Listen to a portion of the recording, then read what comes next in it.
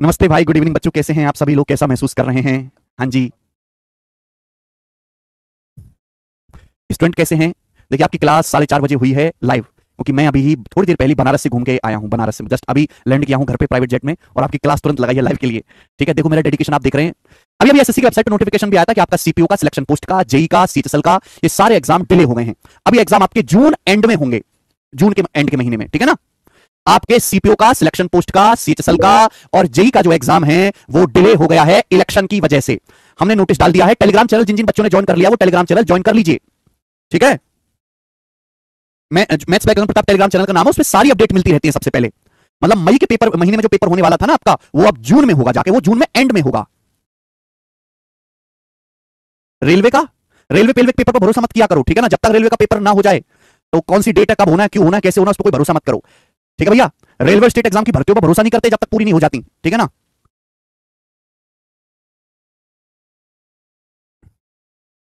ऋषभ जी को ज्यादा याद आ रही है। Sir will CGL also delayed? CGL तो यार वैसे भी बहुत डिले, वो तो साल के आखिर में सीजल का पेपर, तो और कितना डिले करेंगे? अब अगले साल थोड़ा ना खिसका देंगे, तो सीजल में डिले होने का बहुत ज्यादा कोई चांस है नहीं। ठीक है ना? चलिए, हर हर महादेव, शुरू करते हैं सवाल नंबर 12। देखिए मेरे दोस्तों, आपके कल दो ही टाइप रह गए, इलेक्शन वाला और कमीशन वाला। उसके बाद ये चैप्टर आपका समाप्त, रेशियो अनुपात शुरू करेंगे। लेकिन आज की क्लास में मैं आपको इलेक्शन शुरू नहीं करूंगा, जो हमारे इनकम बेस्ड के जो सवाल रह गए हैं उनको मैं करवाऊंगा। ठीक है प्यारे बच्चे? चलिए सवाल नंबर 12, आगे चलते हैं मेरे दोस्तों नेक्स्ट क्वेश्चन की तरफ। इनकम बेस्ड हमारा टाइप चल रहा है, दो टाइप होते हैं, मैंने आपको जो पढ़ा दिया, एक सिंपल वाला और एक जिसमें रिमेनिंग शब्द आता है। उसके बाद ये है मिसलेनियस। मिसलेनियस है ना, इनकम के मिसलेनियस बेस्ड सवाल। ऐसे सवालों को आपको 100 मान के करना पड़ता है, ज्यादातर 100 मान के। जैसे सवाल नंबर 12 देखिएगा मेरे दोस्तों, a person gives 30% of his salary to his friend, 40% of remaining salary he invest in a chit fund. एक आदमी अपनी सैलरी का 30% अपने दोस्त को देता है। तो जैसे मैंने मान लिया कि एक आदमी की सैलरी 100 यूनिट है, मैंने मान लिया कि एक आदमी की जो इनकम है 100 यूनिट है, मैंने ये मान लिया। क्लियर है बात? समझ में आई? आप बोलोगे हाँ जी सर, बढ़िया। तो भैया हमने मान लिया कि एक आदमी की इनकम 100 यूनिट है, तो 100 में से 30% वो अपने दोस्त को देता है, तो कितना हो गया? 100 का 30% हो गया 30, ये उसने अपने फ्रेंड को दे दिया। है ना? ऐसे सवालों को 100 मान के, जब ये कोई रिमेनिंग वाला सवाल तो है नहीं मेरे प्यारे भाई, है ना? ऐसे सवालों को आपको हमेशा 100 मान के करना है। मैंने मान लिया कि आदमी की इनकम 100 है, 100 में से 30 अपने दोस्त को दे दिया, तो बचा कितना? 70। अब 70 बचा, बोला क्या गया? बोला गया कि रिमेनिंग सैलरी का 40% वो चिट फंड में इन्वेस्ट करता है। रिमेनिंग का 40%, तो रिमेनिंग कितना है बेटा? 70।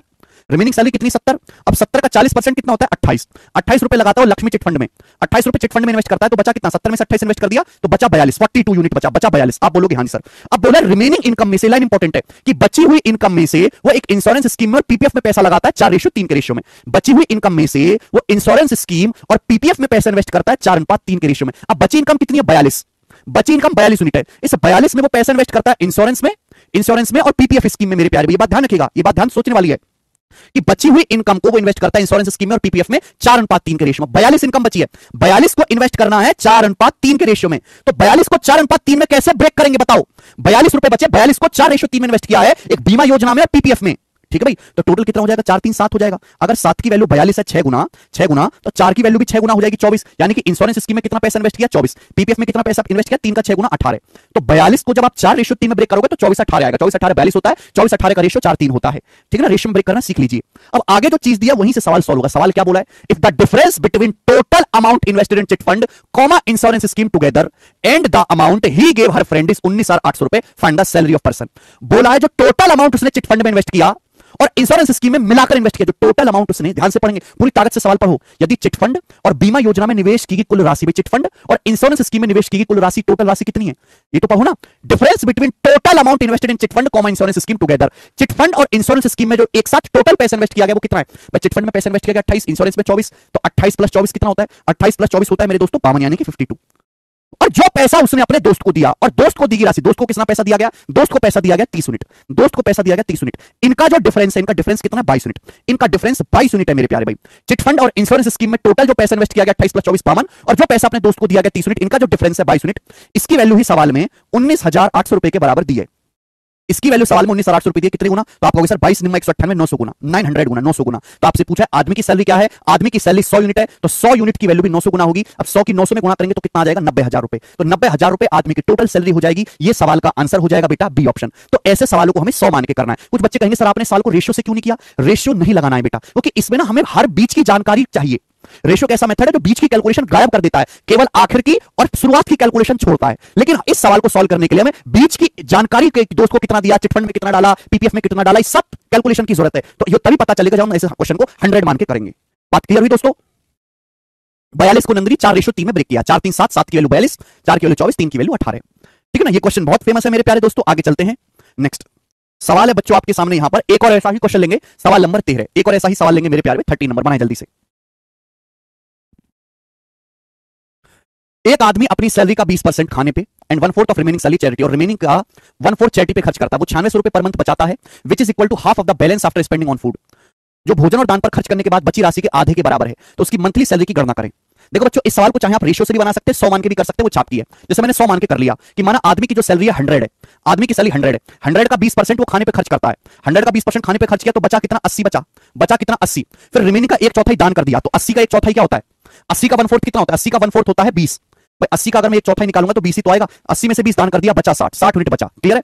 अब बोला यदि वो हर महीने 96 रुपए की बचत करता है, आदमी हर महीने 96 की बचत करता है, जो भोजन और दान पर खर्च करने के बाद बची राशि के आधे के बराबर है। भाई ये पैसा तो उसने किया मेरे दोस्तों भोजन पे खर्च, ये पैसा उसने किया दान, डोनेट, है ना, ये पैसा उसने मेरे दोस्तों ये तो खाने पे खर्च किया, ये पैसा उसने दान किया।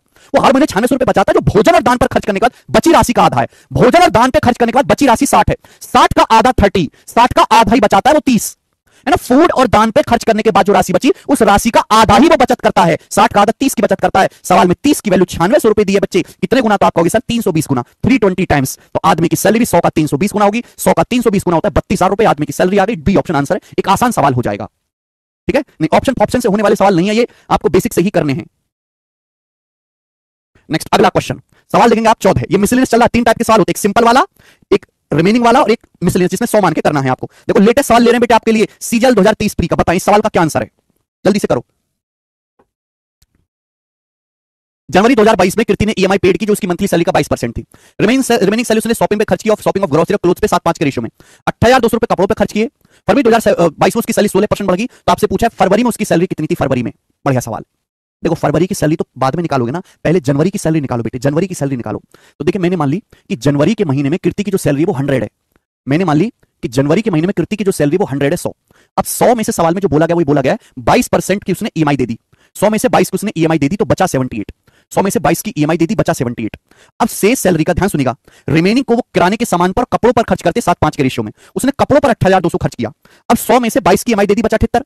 अब 78 को वो खर्च करते किराने के सामान पर कपड़ों पे 7-5 के रेशियो में, है ना। ये तो खर्च किया उसने ग्रोसरी पे, और ये खर्च किया उसने कपड़ों पे 7-5 के रेशियो में। कपड़ों पर 28,200 रुपए खर्च हुआ। तो मेरे दोस्तों 100 में से 22 की ईएमआई दे दी, बचा 78। अब 78 जो रिमेनिंग है उसको दो हिस्सों में खर्च किया है, ग्रोसरी पर और कपड़ों पर 7-5 के रेशियो में। सवाल में कपड़ों की खरीदारी पे खर्च रखा, कपड़ों पे कितना खर्च हुआ भाई, 78 को 5:7 में ब्रेक करना है। तो कैसे करते हैं, कपड़ों पर कितना खर्च हुआ, 78 का 5 unit out of total. Total कितना, नीचे हमेशा टोटल लगते, नीचे हमेशा टोटल लगते 7-5 12। अरे जिंदगी में कभी रेशियो पढ़ लेते तो आज ये परेशानी क्यों आती। रेशियो में ब्रेक करने के लिए नीचे हमेशा रखा जाता है टोटल, और ऊपर जो भी आपको निकालना है, ऊपर जो भी कैलकुलेट करना है, जैसे मुझे कपड़ों पर खर्च निकालना है, कपड़ों पर खर्च कितना हुआ 5 unit out of total. Total कितना, नीचे हमेशा 7-5 12। समझ में आया? सर रॉकेट के जैसे मत उड़ो विजय जी, 20 मिनट में मैंने आपको 2 सवाल समझाएं, 2 सवाल। अगर आपको ये अभी भी रॉकेट के जैसा उड़ने लग रहा है तो पेपर में आप धुएं में उड़ जाओगे, क्योंकि पेपर में करने होंगे 1 घंटे में 100 सवाल। टुकुर टुकुर टुकुर टुकुर करके अगर आप गणित सीख भी गए ना, तो भी आप फिसड्डी रेस के घोड़े हो। फिसड्डी रेस के घोड़े चाहे कितना भी टैलेंटेड क्यों ना हो, कितना भी मजबूत क्यों ना हो, फिसड्डी रेस का घोड़ा को कोई नाम नहीं मिलता। चाहे टांग टूटी रहे लेकिन तेज भागना है। समझ में आई बात की ना, चाहे टांग टूटी रहे तेज भागना है। मजबूत मसल वाले फिसड्डी घोड़े को कोई इज्जत नहीं है। टूटी टांग वाला अगर जो है तेज भागता रहे ना, तो भी मैदान में तालियां बजेंगी कम से भी कम। ठीक है, तो इतने इज्जत ना गिराओ अपनी कि आप जो है इतनी स्पीड से भी ना समझ पाएगा। आप इतनी स्पीड से भी ना समझ पाए तो इसका मतलब आप नौकरी के लिए सक्षम नहीं है। 1 साल की तैयारी में आपको फिर 4-5 साल की तैयारी चाहिए, 4-5 साल। ठीक है भाई, अरे इतनी सिंपल सी बात है यार, मर चुके हो क्या, इतनी बुद्धि भी नहीं है तुम लोगों में, है? 100 में से 22 की ईएमआई दे दी, बचा 78। बची सैलरी में से भाई किराने के सामान पर कपड़ों पर खर्चा किया है 7:5 के रेशियो में। तो बताओ 78 का बची सैलरी कितनी, 78 में से कपड़ों पे कितना खर्च किया गया, कपड़ों पे खर्च किया गया 5 यूनिट। नीचे क्या लिखना होता है, टोटल कपड़ों पर खर्च कितना किया गया 18,200 रुपए। तो इसकी वैल्यू सवाल में 18,200 रुपए दे रखी है। अब बताओ क्या आ जाएगा कैलकुलेशन करके, क्या कैलकुलेशन नहीं कर सकते हैं? 13 से जा रहा है 13 से जा रहा है, 26 से भी चला जाएगा भाई। हाँ 26 से चला जाएगा 3 बार, 26 से चला जाएगा 7 बार, 140 और 6 7 42। ठीक है भाई, तो ये आ गया। यहां से 5 से 3 से 12 चला जाएगा जी 4 बार, 3 से 12 चला जाएगा 4 बार, 5 से 700 चला जाएगा जी आपका कितनी बार, ये 5 की वैल्यू कितनी आ जाएगी आगे 5/4, ये 5/4 आ गया। तो 5 यूनिट की वैल्यू कितनी आ गई, 5 यूनिट की वैल्यू आएगी, 4 जब उधर चला जाएगा 700 चौका 2800, 5 यूनिट की वैल्यू 2800 आ गई। 5 यूनिट की वैल्यू आ जाएगी ना, 4 चला जाएगा 2800। मुझे निकालनी सैलरी, सैलरी 100 यूनिट, 100 यूनिट की वैल्यू क्या 20 से गुणा कर देंगे, 100 यूनिट की वैल्यू क्या 20 से गुणा कर देंगे 56,000 रुपए। मैं 5 यूनिट की वैल्यू दिया तो ऐसा नहीं कि आपको 1 यूनिट की वैल्यू निकालनी पड़े, सीधा 100 की वैल्यू निकालनी तो 20 से गुणा कर दो, तो 20 पंजे 100 यूनिट कमांड डायरेक्ट आ गया। जरूरी कि हर बार 1 यूनिट निकाला जाए पहले, तो 100 यूनिट की वैल्यू आ गई 56,000 रुपए, तो सैलरी आ गई। आप कहोगे सर ऑप्शन तो मैच ही नहीं कर रहा। बेटा ये जो कैलकुलेशन हुई है जनवरी 2022 की सैलरी है, जनवरी की। सवाल में जनवरी की सैलरी नहीं पूछी, सवाल में सैलरी पूछी है फरवरी की, है ना। ये जनवरी 2022 की सैलरी आ गई 56,000 रुपए। बोला फरवरी 2022 में उसकी सैलरी 16% बढ़ गई। फरवरी में सैलरी कितनी थी, अब 56,000 को 16% बढ़ाओगे तो कितना हो जाएगा, किसी भी संख्या को 16% बढ़ाओगे तो 116% हो जाता है, 116%। अब परसेंटेज से तो 2 जीरो कट ही जाना है, एंड में 1 जीरो आएगा, 1 जीरो के बाद भी 6 चिंग 36 6, 1 जीरो के बाद भी 6 इकाई अंक बनने वाला है। आंसर आ गया डी ऑप्शन। तो सवाल का आंसर डी ऑप्शन है। कुछ भी बेसिक बेसिक नहीं है, केवल 100 मानो और जो सवाल में कहा जाए वैसा वैसा वैसा वैसा करते जाओ। जी दोमेश 100 मानो, जैसे जैसे सवाल कहता जाए वैसे वैसे स्टेप बाय स्टेप करते जाओ। ठीक है, आगे चलेंगे। एक और क्वेश्चन, नेक्स्ट सवाल बच्चों आपके सामने, नेक्स्ट सवाल, सवाल नंबर बेटे यहां पर 15 नंबर क्वेश्चन आपके सामने बना है। ये सवाल भी सीजीएल 2023 के प्री के पेपर में, मेंस का क्वेश्चन नहीं है, प्री का पेपर है। ठीक है जी, प्री का क्वेश्चन है। देखो ध्यान से सुनिएगा मेरे दोस्तों, ये सवाल बेशक प्री का है, लेकिन इस सवाल को सॉल्व करने में एक एवरेज बच्चा 3 मिनट का समय ले लेगा, 3 मिनट का, और एक तेज तर्रार बच्चा 1 मिनट का समय ले लेगा। इसका मतलब मुश्किल सवाल है। ये सवाल प्री के पेपर का नहीं बल्कि मेंस के पेपर का है। प्री के पेपर में बच्चों को परेशान करने के लिए डाला गया है। ठीक है ना, ये बात मान के चलेगा कि कभी कभी प्री के पेपर में बहुत लेंथी लैंग्वेज के, बहुत ज्यादा बड़े, बहुत ज्यादा कैलकुलेटिव सवाल आ जाते हैं। ठीक है, चलिए सवाल नंबर 15। बेसिक क्या है भाई, 100 मान के जैसे जैसे सवाल बोले वैसे वैसे करते जाओ। कोई फॉर्मूला थोड़ा, मैं आपको सब समझा तो चुका हूं, रेशियो मेथड, सक्सेसिव डिवीजन सब बेसिक हो गया। अब बेसिक को धड़का चाटते रहोगे क्या है? आदमी बेसिक जरूरत से, बेसिक जरूरत क्या, आदमी की रोटी कपड़ा और मकान, लेकिन इसके अलावा भी आदमी की जरूरत होती है। बड़ा महंगा बंगला बनाना है, गाड़ी लेनी है, समझे ना, प्राइवेट जेट लेना है, गुच्ची अरमानी की बेल्ट पहननी है। अब बेसिक जरूरत पे उलझे रहोगे क्या? बेसिक जरूरत से आगे लग्जरी चीजें भी होती है, उनको भी पूरा करो बेटा, वो भी पढ़ो। हाँ जी, सीट 3 अपलोड हो जाएगी, सवाल देखेंगे। थोड़ा अपने आप में ताकत लाओ दिमाग में। एक परिवार की इनकम एक महीने में 35,000 रुपए बोला है। एक परिवार की एक महीने में इनकम 35,000 रुपए। परिवार अपनी इनकम को विभिन्न व्ययों पर खर्च करता है। परिवार अपनी इनकम को कई चीजों पे खर्च करता है। ठीक है ना, जैसे कि भोजन पे, हेल्थ पे, एजुकेशन पे, मनोरंजन पे, एजुकेशन पे और एंटरटेनमेंट पे। लिखता हूं, एक परिवार की इनकम एक महीने में 35,000 रुपए। परिवार अपनी इनकम को विभिन्न खर्चों पे, विभिन्न व्ययों पे खर्च करता है। जैसे कि परिवार खाना खाता है, फूड पे खर्च करता है। ठीक है ना, हेल्थ पे खर्च करता है, हेल्थ पे, एजुकेशन पे खर्च करता है, ईडी एजुकेशन पे खर्च करता है भैया। उसके बाद एंटरटेनमेंट और रेंट, एंटरटेनमेंट पे खर्च करता है। एंटरटेनमेंट पे भाई फिल्म देखने जाता है परिवार, और रेंट, परिवार जो है वो रेंट देता है, किराया देता है। इन चीजों पे परिवार 35,000 रुपए की कमाई में से खर्च करता है। सवाल में देखो, पहले सवाल पढ़ लो, सवाल पढ़ के पता लग जाएगा। सारे खर्च करने के बाद हर महीने 8% की बचत होती है। सारे खर्च करने के बाद 8% की महीने में बचत होती है। बोला है हेल्थ पर जो खर्च है भोजन से 50% ज्यादा है। भोजन मनोरंजन वाले खर्च का 3 गुना है। हेल्थ पर खर्च एजुकेशन के खर्च का आधा है। किराए पर खर्च भोजन, हेल्थ और एजुकेशन पर कंबाइंड खर्च का 1/3 है। बोला एजुकेशन पर खर्चा कितना किया जाता है? बेहतरीन क्वेश्चन, बेहतरीन सवाल मेरे दोस्तों। देखते हैं इस सवाल को कौन कौन कर पाता है। सवाल में बोला गया है मेरे प्यारे भाई, मैंने मान ली कि माना आदमी की इनकम 100 है। मैंने मान ली कि भाई 35,000 रुपए रखे मैंने, लेकिन मान ली कि माना आदमी की इनकम 100 है, 100। अब 100 में से इन सब चीजों पे आदमी पैसा खर्च कर रहा है।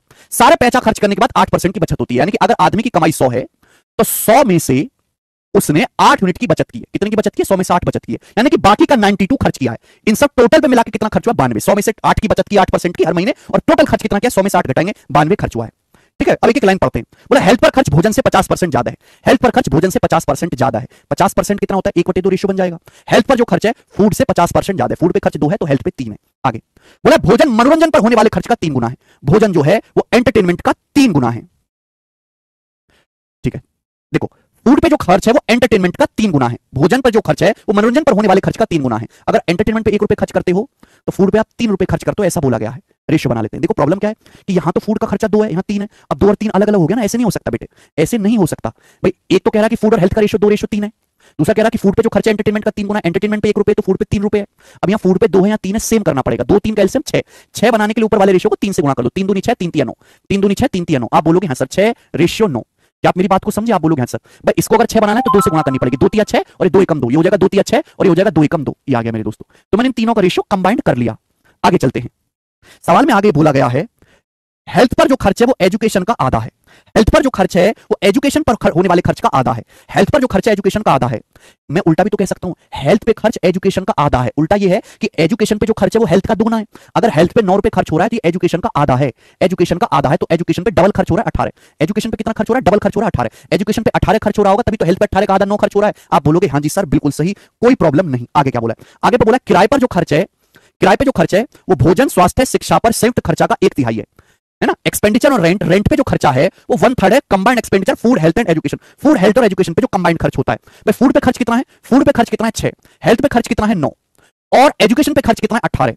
तो 6 और 9 15 और 18 33। ये फूड, हेल्थ और एजुकेशन पे कंबाइंड खर्च है। फूड, हेल्थ और खर्च पे जो मिलाकर खर्च है उसका 1/3, 33 का 1/3 खर्च होता है रेंट पे। 33 का 1/3 कितना होता है? 11। तो रेंट पे खर्च होता है 11। तो आपसे पूछा गया है एजुकेशन पर कितना खर्च किया जाता है। एजुकेशन पर, एजुकेशन पर कितना खर्च किया जाता है ये आपसे पूछा गया है मेरे प्यारे भाई। चलिए बताइएगा मेरे दोस्तों क्या होगा। ये हो गया, एजुकेशन पे कितना खर्च किया जाता है। ध्यान सुनेगा, देखो 100 मानने की मुझे यहां पे जरूरत पड़ी नहीं, ये रेशियो आसानी से बन गया। 100 मानने की कोई जरूरत बची नहीं, ये रेशियो यहां पे आसानी से बन गया है। क्या आपको साफ साफ दिखाई दे रहा है? क्या आपको साफ साफ दिखाई दे रहा है मेरे प्यारे भाइयों? Food, health, education, entertainment, rent, सभी का मैंने रेशियो बना लिया। आपसे पूछा है एजुकेशन पे कितना खर्च हुआ। देखो टोटल कमाई कितनी है? 35,000 रुपए। परिवार की टोटल कमाई 35,000 रुपए है, 35,000 रुपीज। सवाल में बोला है सारे खर्चे पूरे करने के बाद हर महीने 8% बचत होती है। सवाल बोला हर महीने 8% बचत होती है, पूरे खर्चे करने के बाद 8% बचत होती है। तो 35,000 में से 8% बचत हो रही है, तो 35,000 में खर्चा कितना हो रहा है? 92%। यानी कि परिवार हर महीने इतना पैसा खर्च कर रहा है। परिवार हर महीने इतना पैसा खर्च कर रहा है। आप बोलोगे आंसर, हर महीने इतना पैसा खर्च कर रहा है। अब बोला इस खर्चे में से एजुकेशन पे कितना खर्च किया गया। एजुकेशन पे, एजुकेशन पे खर्च कितना किया गया? मैंने आपको बताया कि जो भी आपको निकालना है उसे तो रखेंगे ऊपर। एजुकेशन पे कितना खर्च किया गया? 18 यूनिट। नीचे क्या रखते हैं? हमेशा टोटल। नीचे टोटल बताओ, टोटल जोड़ के क्या आ रहा है? टोटल जोड़ के आएगा 6 9 15 18 33, 33 11 44, तो 46, टोटल आएगा 46, 46। ये आ गया मेरे प्यारे दोस्तों, बात समझ में आ गई? किसी को कोई परेशानी? यानी कि बेटा ये अगर टोटल खर्चा 46 है ना, टोटल खर्चा अगर 46 है तो 46 खर्चे में से 18 खर्च किया जाता है। अगर टोटल खर्चा 40 है ना तो 40 में से 18 एजुकेशन पे किया जाता है। तो ये होता है रेशियो को ब्रेक करने का तरीका। जो भी आपको कैलकुलेट करना है उसे ऊपर रखो, नीचे हमेशा टोटल कर दो। ये कैलकुलेशन बहुत आसान है क्योंकि परसेंटेज से 2 जीरो कट रही है। 40 से 92 दो बार कट जाएगा। मुझे पता है कि 18 में 9 आता है, 35 में 7 आता है, तो आंसर 9 से भी कटेगा, 7 से भी कटेगा। ये ऑप्शन 9 से नहीं कटता, ये ऑप्शन 9 से नहीं कटता, ये ऑप्शन 9 से नहीं कटता, ये वाला ऑप्शन 9 से कटता, ये आंसर हो जाएगा 12,600 रुपए। बात खत्म, 12,600 रुपए। तो this question is easy but lengthy. आप मान के चलो अगर हमारा प्री का पेपर हो रहा है, प्री के पेपर में 25 सवाल आते हैं, तो 2-3 सवाल ऐसे हो सकते हैं। 2 सवाल जितना टाइम लेते हैं उतना 10 सवाल ले लेते हैं कभी कभी, ठीक है ना। बिल्कुल 9 का मल्टीपल भी चेक कर सकते हो डायरेक्ट। 18 में एजुकेशन पे खर्च हुआ 18, 18 मतलब 9 का मल्टीपल। 1 मिनट से कम में किया जा सकता है अगर आप इसको थोड़ा तेज तर्रार तरीके से सोचो, ठीक है ना। तो वो कमजोर बालक तो लेगा करने में टाइम, ठीक है ना, उसके तो बस की है नहीं। एक और सवाल लेंगे, सवाल नंबर 16।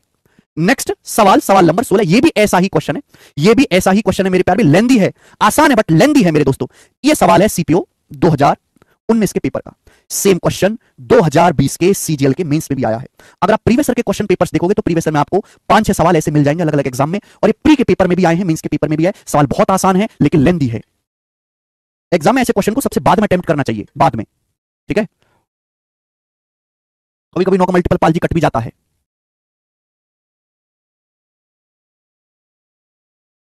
ठीक है, चलिए शुरू करते हैं। बिल्कुल बेसिक सवाल है मेरे प्यार, भी दिक्कत कुछ है नहीं सवाल में, ठीक है ना। बस आपको पढ़ना स्टेप बाय स्टेप। सवाल आपको सभी को दिखाई दे रहा है। बोला the monthly salary of a person was 50,000 रुपए। एक आदमी की मंथली सैलरी 50,000 रुपए है। He used to spend on 3 heads personal and family expense, E taxes, T philanthropy, P and rest were savings.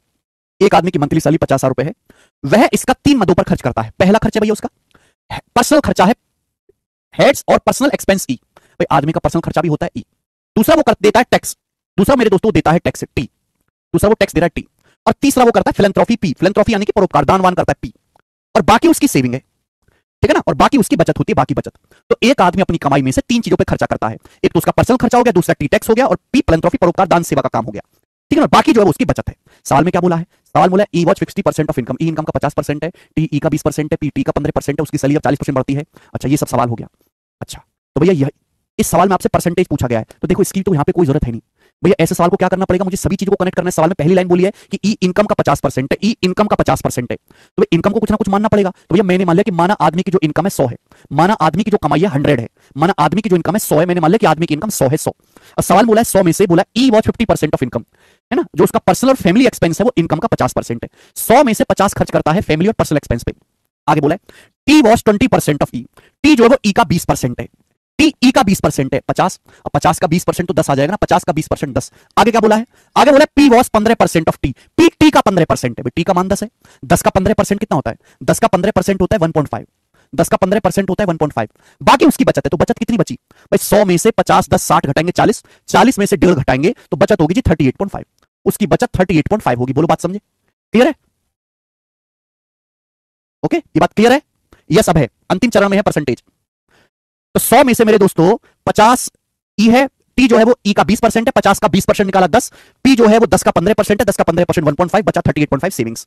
आगे चलते हैं मेरे दोस्तों, नेक्स्ट आगे क्या हुआ, आगे बोला when his salary got raised bye 40% he maintained the percentage level of, ये लाइन खतरनाक है, बोला है जब उसकी सैलरी 40% बढ़ती है तो उसने ई के परसेंटेज को मेंटेन रखा है, ई के परसेंटेज लेवल को। जब उसकी सैलरी 40% बढ़ती है, पहले सैलरी कितनी थी 100, अब 100 को 40% बढ़ाओगे तो सैलरी कितनी हो जाएगी 140, पहले सैलरी 100 थी, 100 को 40% बढ़ाओगे बेटे आप, तो अब सैलरी कितनी हो जाएगी 140, अब बंदे की सैलरी 140 हो गई, सैलरी 140 होगी, लेकिन बोला है उसने he maintained the percentage level of E, उसने ई के परसेंटेज लेवल को मेंटेन रखा, मतलब उसने ई के परसेंटेज लेवल में कोई भी बदलाव नहीं किया, उसने ई के परसेंटेज में कोई परिवर्तन नहीं किया। भाई क्या था, ई इनकम का 50% था, ई इनकम का 50% था, आज भी ई इनकम का 50% है, ई के परसेंटेज में कोई बदलाव नहीं किया गया। भाई अब इनकम 140 है, 140 का 50% यानी कि आधा क्या होता है, 140 का आधा 70 रुपए, अब वो फैमिली पे और पर्सनल 70 खर्च कर रहा है, लेकिन आगे बोला but T becomes 30% of E, T जो है वो ई का 30% हो गया, अब ई है 70, 70 का 30% कितना हो गया 21, तो टी का मान हो गया जी 21, टी जो है वो ई का 30% हो गया, and P becomes 20% of T, और पी जो है वो टी का 20% हो गया, पी टी का 20% हो गया, टी कितना भाई 21, 21 का 20% कितना होता है, 21 दूनी 42, 420 बटे 100 4.2, तो पी जो है वो टी का 20% हो गया, 21 का 20% 4.2, बाकी उसकी बचत है, तो बताओ बचत कितनी है, बचत कितनी है मेरे प्यारे भाई, तो 140 में से 70 ये घटा दिया, 70 बचा, 140 में से 70 ये घटा दिया, 70 बचा, 21 4 25.2, अब 70 में से अगर मैं 25.2 घटाऊंगा तो कितना आएगा, 25 और 35, 25 और 45 होता है 70, तो 25.2 घटाऊंगा तो कितना आएगा 44.8, 44.8 आएगा कि नहीं आएगा बताइएगा भाई, टोटल जोड़ के 140 होना चाहिए, 140 में से 70 ये खर्च हो गया, बचा 70, 21 4 25.2, अब 70 में से 25.2 आप घटाओगे तो पहले 70 में से 25 घटा लो 45 बचा, 45 में से 0.2 घटा लो 44.8, ये उसकी नई सेविंग है, नई सेविंग है, बोला ये गया है, तो बताओ उसकी नई सेविंग पुरानी वाली सेविंग से कितने परसेंट कम या ज्यादा है, जो नई बचत है वो पिछली बचत की तुलना में कितने परसेंट अधिक या कम है, तो बेटे जो नई बचत है वो पिछली वाली बचत से कम है कि ज्यादा है, तो हर कोई कह सकता है सर कम नहीं है ज्यादा होगी, तो लेस वाले आंसर तो है नहीं, लेस वाले आंसर तो है नहीं, दो आंसर इनमें से होगा। अब बताओ सेविंग 38.5 से 44.8 होगी तो सेविंग बढ़ी कितनी, तो आप कहोगे सर 3, 14 में 60 गया 6, 6.3 सेविंग बढ़ गई। अब देखो दो आंसर है, एक 10% से कम है, 10% से ज्यादा, तो मुझे पूरी कैलकुलेशन नहीं करनी, बस मैं ये चेक कर लूंगा कि 10% किसी भी चीज का चेक करना आसान होता है, तो मैं केवल 10% चेक करूंगा। भाई 38.5 का 10% क्या होता है, 38.5 का 10% होता है ये, लेकिन ये तो 10% से ज्यादा बढ़ी है 6.3, तो सैलरी 10% से ज्यादा बढ़ी है, कम नहीं आएगा आंसर, तो 16.4% मोर इस सवाल का आंसर होना चाहिए, और ये आपके सीपीओ के पेपर का सवाल है जो डिले हो चुका है। सवाल बिल्कुल भी लेंदी नहीं, बिल्कुल भी मुश्किल नहीं है, बट थोड़ा सा लेंदी है, टाइम देके करना पड़ेगा। डी ऑप्शन एकदम ठीक है। कितने बच्चों को ये दोनों सवाल समझ में आ गए, दोनों सवाल बहुत ही अच्छे हाई लेवल के लंबे लंबी लैंग्वेज पे सवाल थे, हालांकि प्री में बच्चों को इतनी लंबी लैंग्वेज के सवाल करने की आदत होती नहीं है, क्योंकि प्री में सारे सवाल नहीं आते ऐसे, 25 में से 2-3 सवाल ऐसे ही आते हैं बस, ठीक है। आप ऐसा मत मान के चले कि बहुत मुश्किल है हमसे होगा कि नहीं होगा, नहीं, 25 सवाल अगर आ रहे हैं तो उसमें से 2 से 3 सवाल ऐसे होते हैं, और मजबूरी एग्जाम की डालना, सब हलवा डाल देगा तो सब कचरा बालक ना कर लेगा, कचरा पट्टी शामिल हो जाएगी, सब कचरा थोड़ा ना भरना बेटा वहां पे।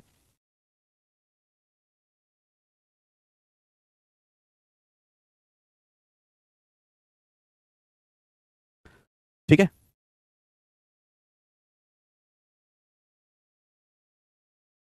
आ तो गया पर लेंगे, कोई बात नहीं बेटा, देखो बाकी टीचर्स तो बाकी अध्यापक तो इन सवालों को करवाते ही नहीं है, आप ये बताओ है कि यूट्यूब पे कोई ऐसी सवाल करवाता है, नहीं करवाते, क्लासेस में भी नहीं करवाते, क्योंकि मुझे पता है कि अगर हमारे पास 100 बच्चे एडमिशन लेते हैं तो 100 में से बहुत ही लिमिटेड जनता ऐसी है जो इस लेवल के कंटेंट को समझना चाहती है, समझ सकने की बात तो और समझना चाहती है, तो लेकिन उस टीचर क्या करते हैं उस चक्कर में इन सवालों को स्किप कर देते हैं, तो जो टैलेंटेड बालक है जो नौकरी ले सकता है उसका नुकसान होता है इसमें। मुझे बच्चों की कोई परवाह नहीं है, उनकी बच्चों की परवाह जो मेहनत करते हैं, ठीक है। आगे चलेंगे, 2 सवाल, एक सवाल और है लास्ट, सवाल नंबर 17 करके बताएं, लास्ट क्वेश्चन, फिर इलेक्शन कल पढ़ाऊंगा।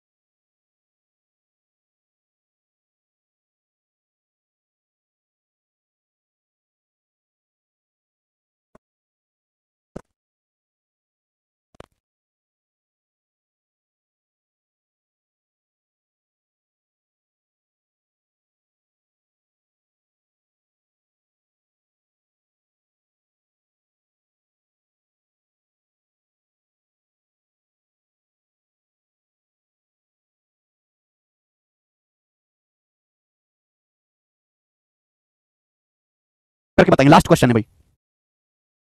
एक आदमी कुल सेवों का 60, देखो ये आपको लगेगा इनकम वाला सवाल तो है नहीं सर, हम तो इनकम टाइप पढ़ रहे, कहां से आ गया इनकम वाला, ये बस यहाँ पे थोड़ा सा अलग है, कई बार एक आदमी कुल सेबों का 60% बेचता है, बच्चे का 15% फेंक देता है, अगले दिन वो बच्चों का 50% बेचता है, बाकी को फेंक देता है। तो बोला सेलर द्वारा फेंके गए सेबों का परसेंटेज बताना है। बहुत सारे बच्चे सवाल का आंसर गलत बता रहे हैं। अभी देखो कैसे, सेलर द्वारा फेंके गए सेबों का परसेंटेज ज्ञात करो। जैसे भाई एक आदमी के पास 100 सेब है, कितने सेब है? 100, तो 100 में से 60 बेचे। एक आदमी के पास 100 सेब है, तो 100 में से 60 उसने बेचे, बचे कितने? फिर 40 बचे, 40 बचे, 40 का 15% कितना होता है? 6, तो 6 से फेंक दिए, 40 में से 6 से फेंक दिए, बचे कितने? अब 34। भाई एक आदमी के पास मैंने मान लिया कि 100 सेब है, 100 में से 60 उसने बेच दिए, 100 में से 60 बेच दिए तो बचे 40। अब 40 का 15% कितना होता है? 6 फेंक दिए, तो 60 बेच दिए, बचे 40, 40 में 6 फेंक दिए, बचे 34, बचे 34। अब 34 का 50% बेचता है, 34 का 50% कितना होता है? 17, 17 से वो बेचता है और बाकी 17 फेंक देता है। भाई 34 का 50% यानी कि 34 का आधा 17 बेचे हैं, तो आधा ही 17 फेंके हैं, तो फेंके गए कुल सेब कितने हैं? 23। तो 100 में से 6 और 17 23 सेब फेंके हैं, तो सवाल का आंसर 23% है, ना कि 17। जो बच्चे 17 बता रहे हैं वो शुरू के 6 सेब गिनना भूल गए। समझ में आई बात? ठीक है जी।